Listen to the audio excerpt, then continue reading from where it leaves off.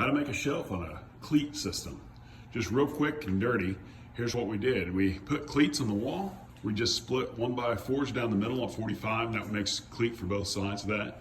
Then I use a 4-foot shelf here, and it's simply OSB there on the base, which we actually had left over from the sheeting, but even if you don't, it's 16 inches wide, so you rip those at 16 inches. Then you take one 2x4, and this makes exactly one shelf if you do a 2x4. What you do is you take two of these.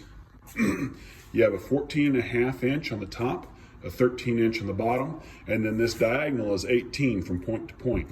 If you do that, you can be at 2 of these braces with about 6 inches left over out of a 8-foot 2x4. You build those 2, then you go back and you put your 4-foot cleat on the back.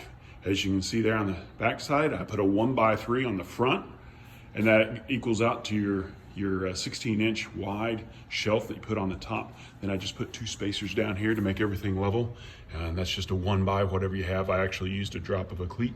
Anyway, so I built you a shelf that you can move around on that cleat system. It costs about, man, I bet you they're less than $5 by the time you get them built.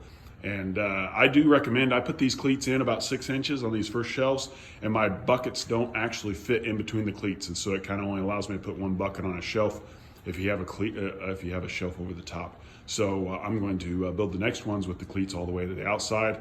They seem very, very strong, very sturdy. Probably they're stronger than the cleats that are hanging on the wall, so I'm not too worried about that. So very easy shelves to build. Cost you less than $5 to build. Take care.